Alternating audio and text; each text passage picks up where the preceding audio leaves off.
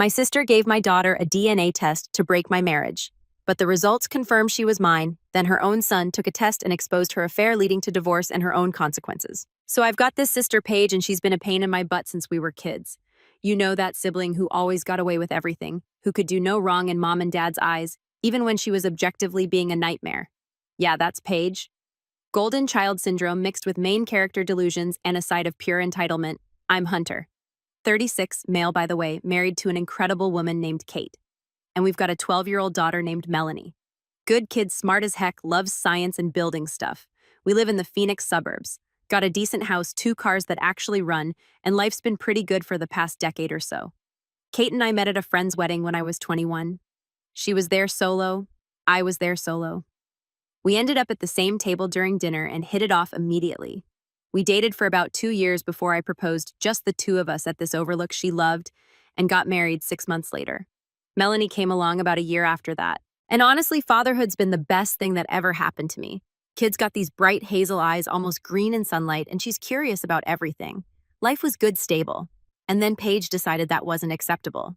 See, Paige has never liked Kate. From the moment I introduced them, there was this immediate hostility. Kate tried. She really did. Brought drinks to family dinners, complimented Paige's cooking even though it was mediocre at best. Asked about her job at the insurance company. Nothing worked. Paige had already decided Kate wasn't good enough for me, and that was that. Call it jealousy, toxic behavior, I don't know. The turning point was Paige's wedding about 8 years ago. She got married to this guy, Sean. Decent dude, way too good for her. And she picked out these champagne-colored dresses for all the bridesmaids. Champagne. Not white, not off-white. Literally champagne-colored. Kate was a bridesmaid because Paige insisted, even though they barely tolerated each other. Day of the wedding, Kate shows up in the exact dress Paige picked out. Same color, same style, nothing different from any other bridesmaid. But somehow in Paige's mind, Kate was trying to steal her spotlight. She spent half the reception shooting death glares at Kate and made passive-aggressive comments to anyone who'd listen about how some people just can't help making everything about themselves. It was insane. But that's my sister creates drama out of thin air and then plays the victim when people call her on it.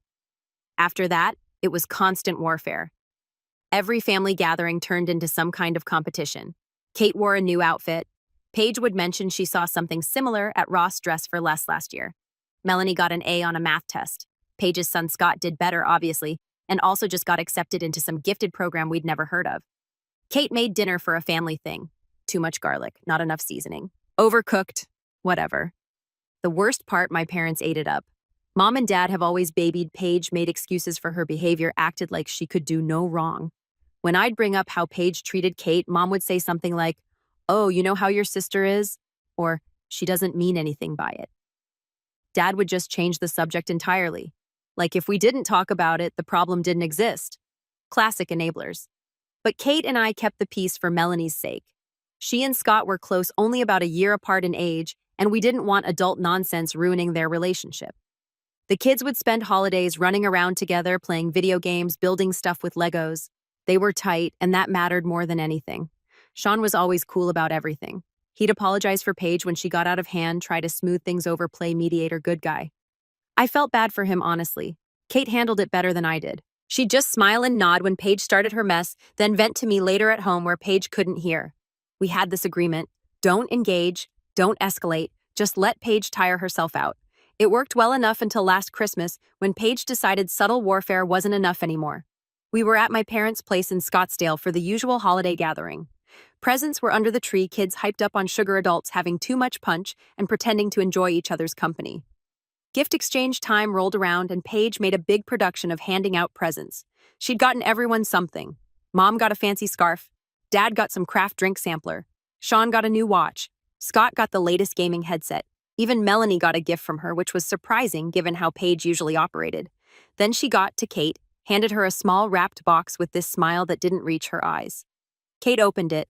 Inside was a grocery store gift card, $25. I figured you could use it for, well, whatever, she said with a little shrug. I know money's tight with only one income. Kate worked full-time as a graphic designer. We had 2 incomes. Paige knew that.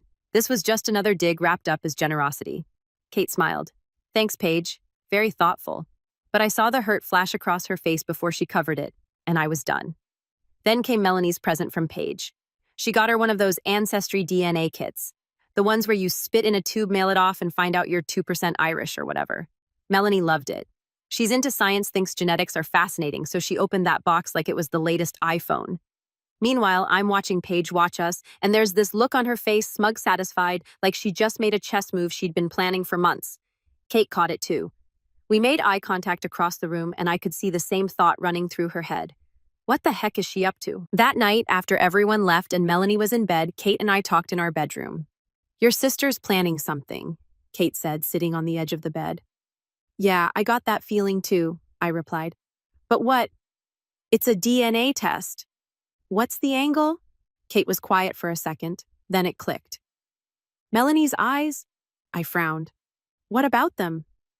They're hazel, almost green. You have brown eyes. I have brown eyes. Your sister's been making comments about it for years. Little digs about how genetics are funny, how you never know what you're going to get. Hunter, I think she's trying to imply Melanie isn't yours. My stomach dropped because Kate was right. Paige had been dropping hints for years, never direct enough to confront, but enough to plant seeds of doubt. Comments like, isn't it weird how Melanie doesn't look like you? Or where'd those eyes come from, always with this fake, innocent tone.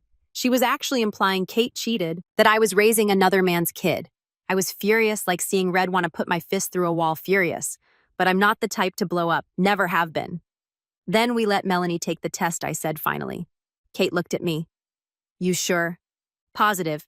Because when it comes back showing I'm her dad, which it will, I'm shoving those results in Paige's face and watching her squirm.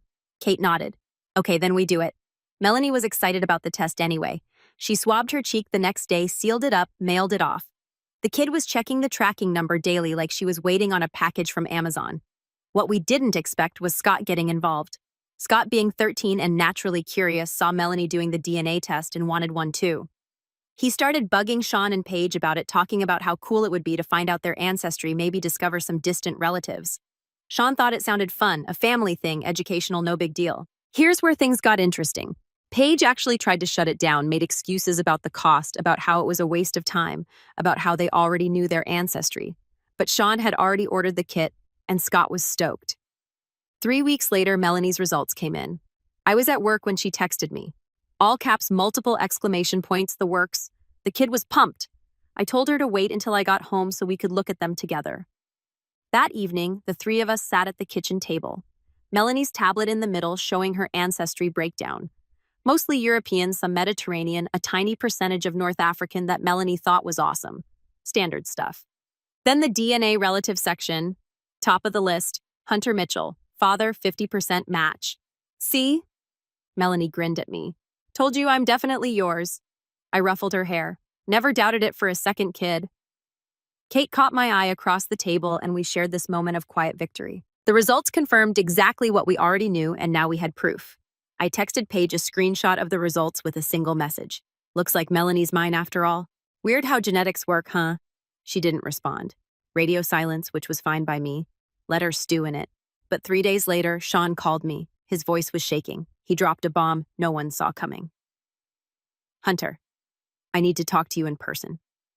Can I come over? 20 minutes later, he was sitting in my living room looking like death. His face was pale, eyes bloodshot, hands trembling. Kate brought him water. He didn't touch it. Scott's results came back, he said quietly. I waited. Something in his tone told me this wasn't going to be good news. I'm not his father. The room went dead silent. Kate's hand went to her mouth. I just stared at Sean, trying to process what he just said. What do you mean you're not his father? I asked. He pulled out his phone, opened the DNA results, and slid it across the coffee table. I picked it up, read through it. Scott's DNA relatives were listed. Some distant cousins, a few fourth and fifth connections. No Sean. Not as a father, not as anything. But there was a match for a half-sibling. Scott's little sister, Chloe, 7 years old. I tested Chloe too, Sean said, his voice cracking. She's not mine either. I sat back on the couch feeling like I'd been punched. This wasn't one affair, one mistake. This was years of lying. Years of Paige letting Sean raise kids that weren't his. Never saying a word, never planning to say a word. Does Paige know? Kate asked. Sean laughed bitterly. Oh, she knows. I confronted her last night. She tried to deny it at first, said the test must be wrong, that these things aren't always accurate. But I pushed and she finally admitted it. Said she'd been having an affair with some guy from work. Said it happened during a rough patch in our marriage. He looked at me. We never had a rough patch, Hunter. We were fine. She just decided to cheat. Jesus Christ, I muttered.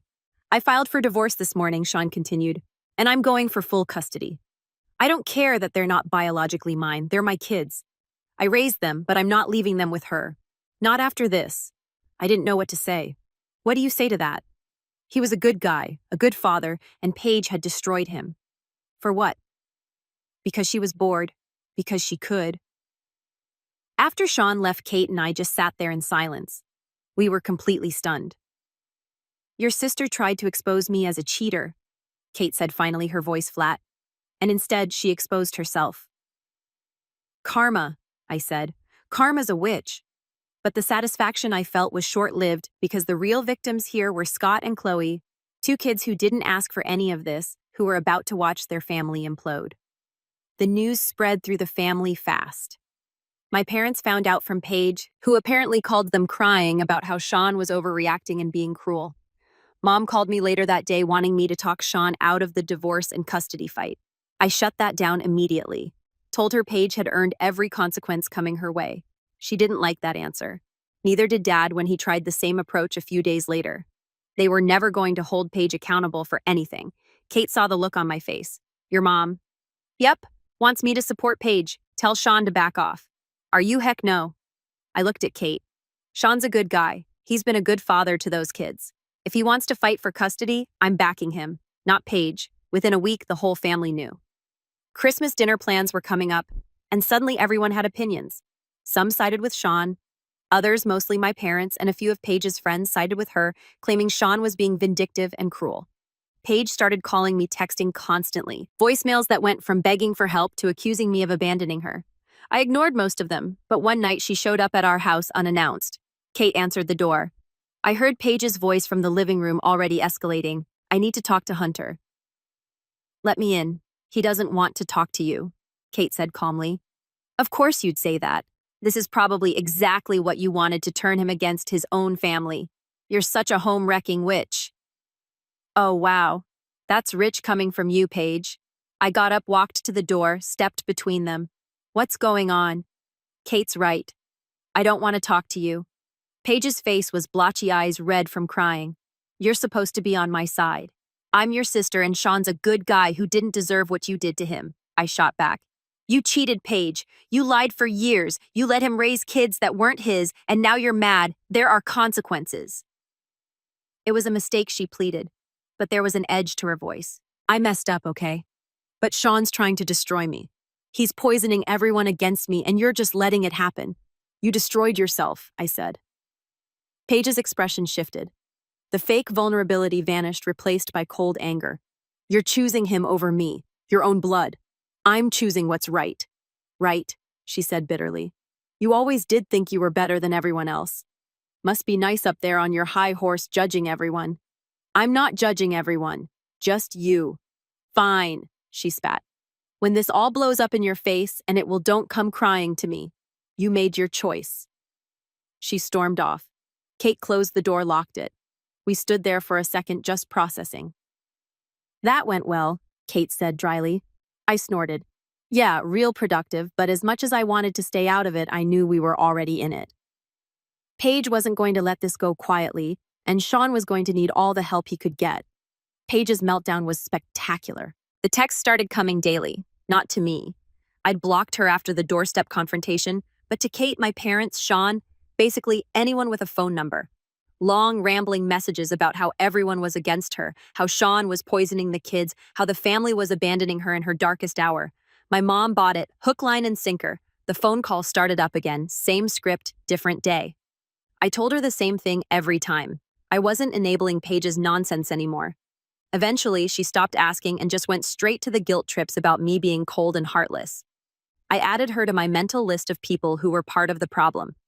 Meanwhile, Sean was barely holding it together. He'd moved out of the house he shared with Paige, staying with a buddy while the divorce proceedings kicked off. The custody battle was going to be brutal. Paige had already lawyered up. Her strategy claimed Sean was obsessive, controlling, and emotionally abusive. Completely fabricated. Sean called me one night, voice tight with anger. She's telling people I was abusive, that I isolated her from friends, controlled the finances, all this garbage that never happened. And people are believing her. Who the heck is believing her, I asked. Your parents, for one. A few of her friends, some people from church. She's got them all convinced I'm some monster who's trying to punish her for one mistake. Don't worry about them, I said. Focus on the custody case. Get your evidence together. Texts, emails, anything that shows what really happened. Let your lawyer handle the rest. I'm trying, Sean said. But she's making this so much harder than it needs to be. She won't let me see the kids without supervision, claims I'm a danger to them. Scott's asking questions and I don't know what to tell him. The kid was caught in the middle of this nightmare, getting torn between two parents who couldn't be in the same room without it turning into a war zone. Melanie had asked about him a few times, wondering why Scott wasn't answering her texts. I'd given Melanie the sanitized version.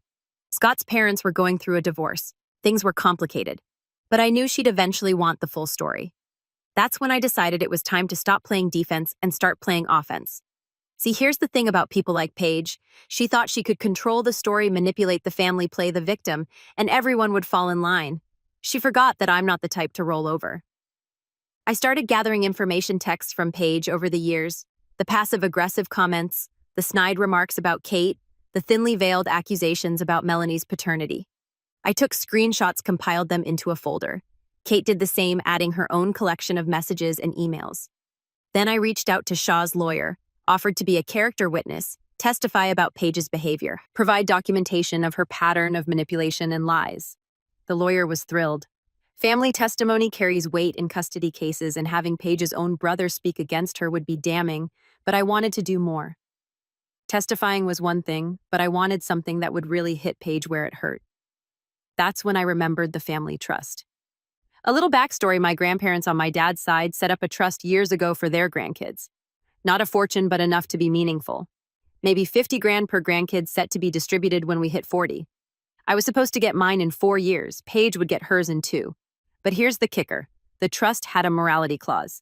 If any beneficiary engaged in behavior deemed morally reprehensible by the trustee, in this case my dad, they could be removed from the trust entirely and their share would be redistributed to the remaining beneficiaries.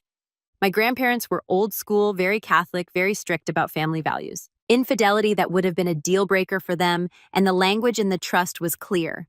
Adultery qualified as grounds for removal.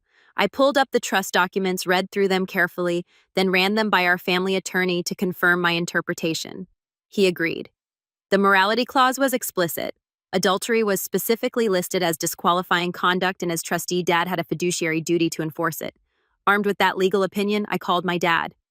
Hey, Dad, we need to talk about the family trust. There was a pause. What about it, specifically the morality clause? You're aware Paige committed adultery, right? Another pause, longer this time. Hunter. I don't think, Dad. I'm not asking your opinion. I'm informing you that per the terms Grandma and Grandpa explicitly spelled out, Paige's actions disqualify her from receiving her share. As trustee, you're obligated to enforce that clause. I had our family attorney review it. It's ironclad. Now isn't the time. Now is exactly the time. Paige broke the rules. There are consequences. You enforce them or I will. Dad sputtered. You can't do that. Actually, I can. And trust me, I'll do it. Silence. I could practically hear the gears turning in his head. Dad was conflict averse. Always had been.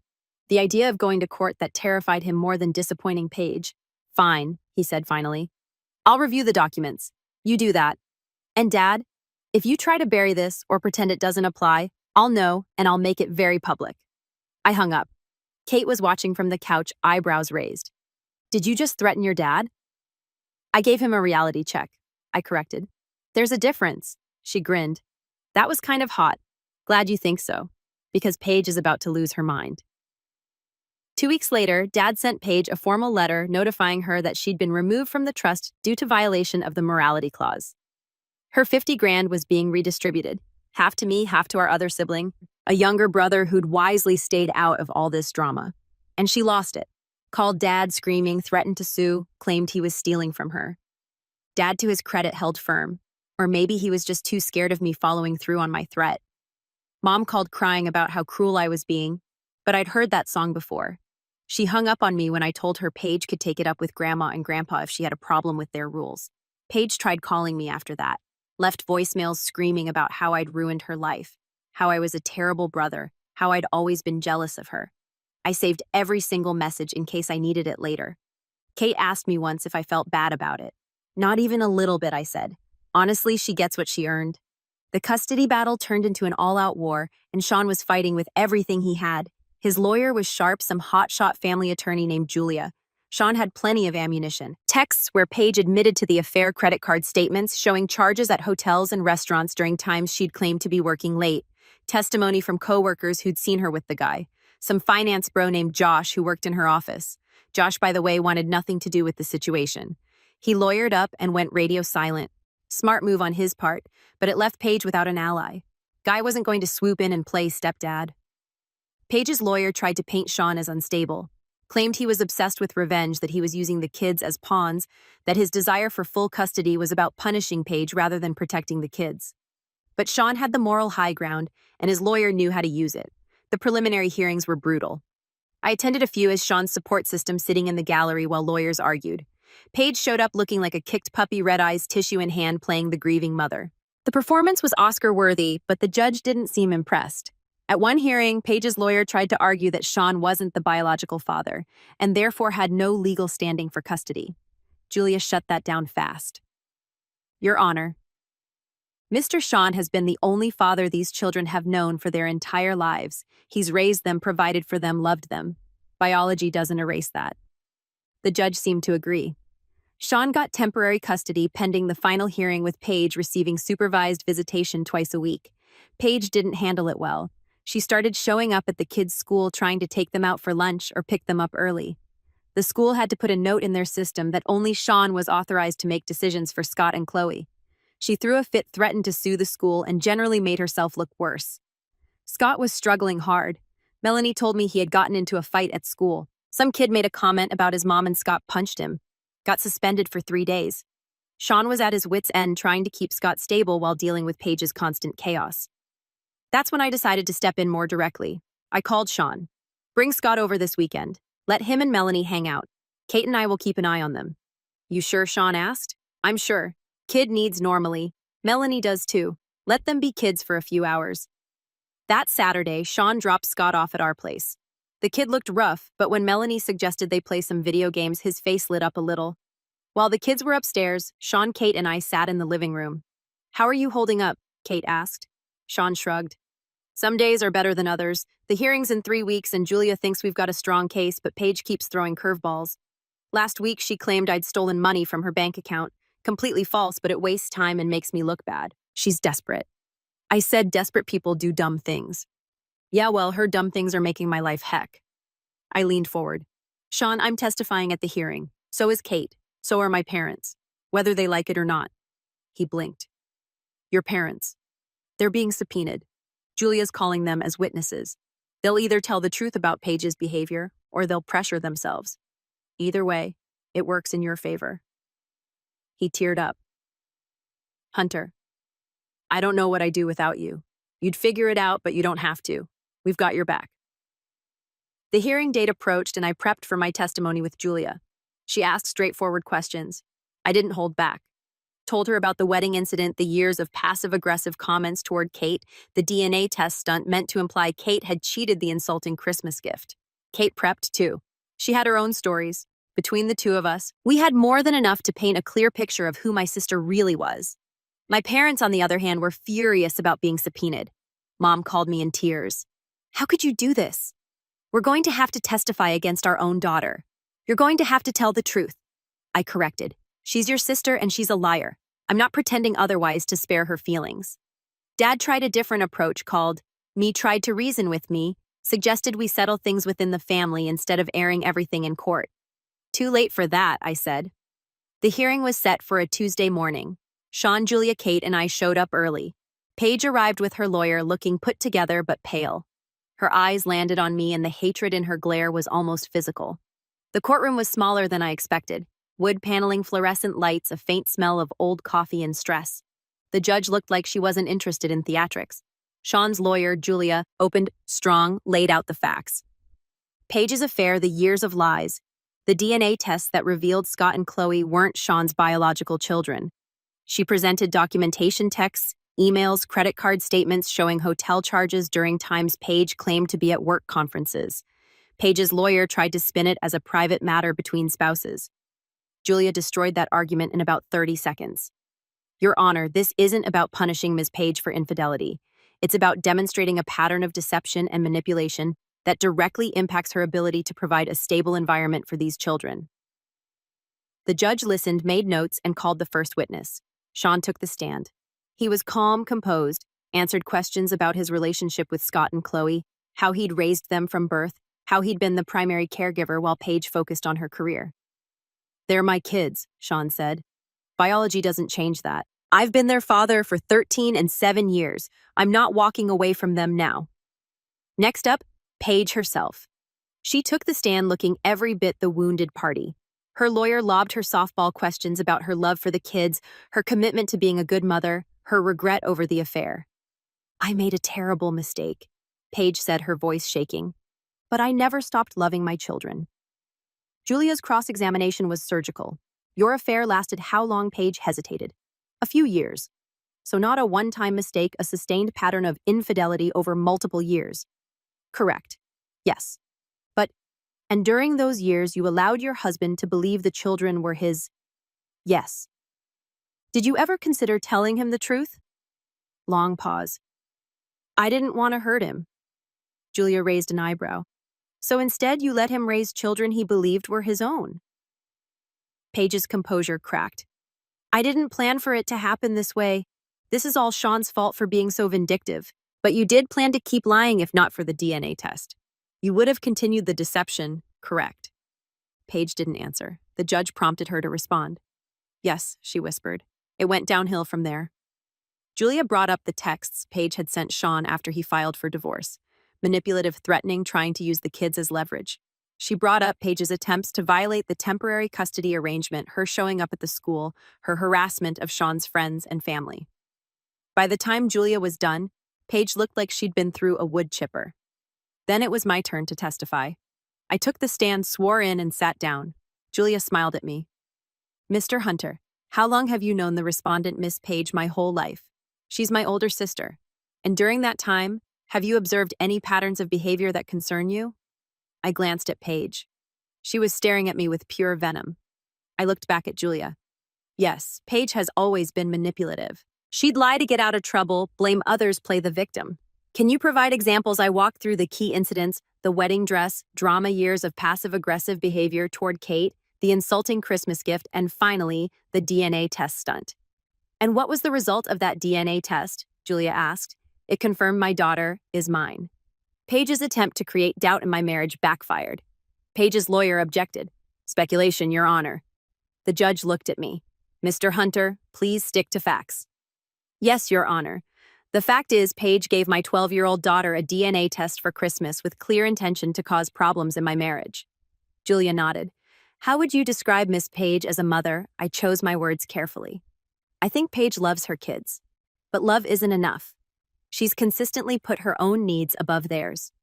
Sean, on the other hand, has been a consistent, loving presence. If the goal is stability and the kids' well-being, Sean's the better choice. The final nail in this coffin came from an unexpected source, Scott's school counselor. She'd been working with Scott since the separation started, and she had pages of notes about his emotional state. She testified that Scott had expressed feeling caught between his parents, that Paige had been feeding him a narrative that Sean was the villain, that this was destroying Scott's mental health. He told me he wished everything could go back to normal, the counselor said.